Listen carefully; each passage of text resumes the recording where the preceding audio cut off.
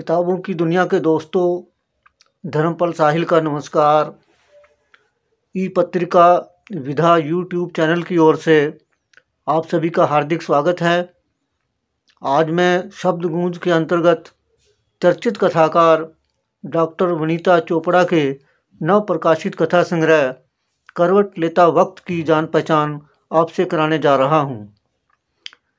यह जान पहचान हमारे टेक्निकल एडिटर हरमनजीत सिंह सैनी के सहयोग से करवाई जा रही है।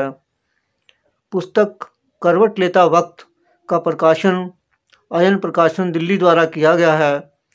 116 पृष्ठों व आकर्षक आवरण वाली सजल्द पुस्तक का मूल्य 280 रुपये है।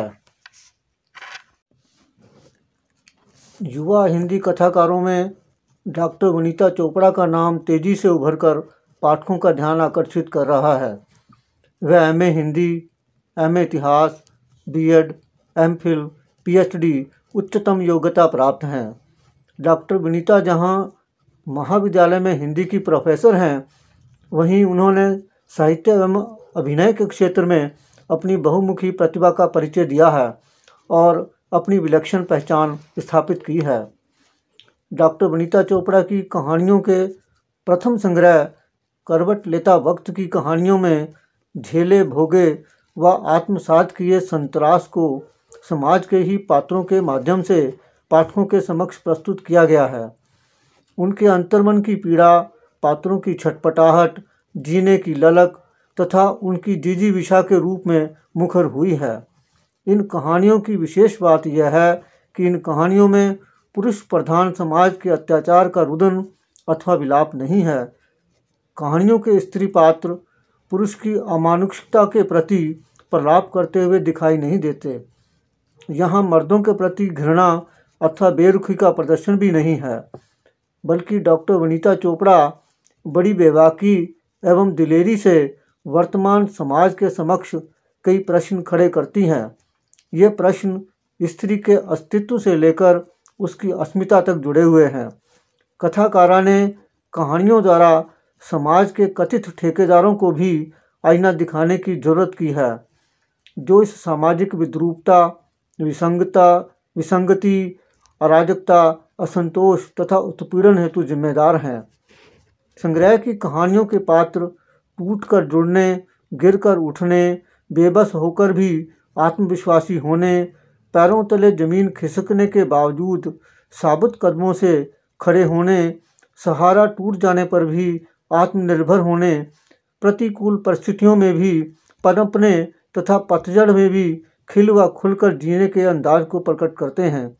यही इन कहानियों की सार्थकता है, सकारात्मकता है तथा इनमें निहित संदेश भी है। कहानी संग्रह करवट लेता वक्त की कहानियों में वृद्धावस्था का दुखांत है, किन्नर जीवन की त्रासदी है, धर्मांतरण है, परित्यक्त स्त्रियों के जीवन संघर्ष जैसी ज्वलंत समस्याओं को भी उभारा गया है।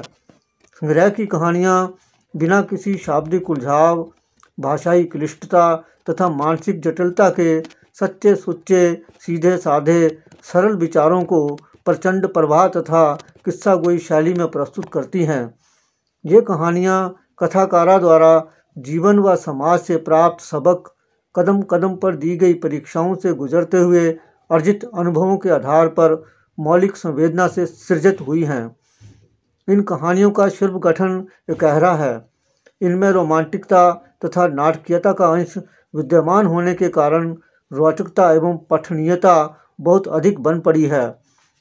संग्रह की लाल चूड़ा, दर्द की जुबान, कुफ्र की रात, परित्यक्तता तथा दो पराठे आदि कहानियों की शिल्प संरचना किसी मंझे हुए कहानीकार जैसी हैं। करवट लेता वक्त संग्रह की कहानियाँ डॉक्टर वनीता चोपड़ा में छुपे हुए एक उदीयमान कथाकारा की निशानदेही करती हैं। मुझे पूर्ण आशा है कि ऊर्जावान, प्रतिभावान, सामर्थ्यवान कथाकारा डॉक्टर वनीता चोपड़ा की जरखेज कलम की कोख से और भी मार्मिक, पुख्ता, प्रभावशाली तथा प्रेरणादायक कहानियों के सृजन की पूर्ण आशा है। पाठक करवट लेता वक्त की कहानियों का सहर्ष स्वागत करेंगे। आगाज अच्छा है, अंजाम भी बेहतर होगा। मैं डॉक्टर वनीता चोपड़ा को हिंदी कथा जगत में जोरदार एंट्री हेतु बधाई देता हूँ। दोस्तों, इस पुस्तक की चर्चा के बाद हम एक बार फिर मिलेंगे नई पुस्तक, नए लेखक, नए कवि, नए कथाकार के साथ। तब तक के लिए अलविदा।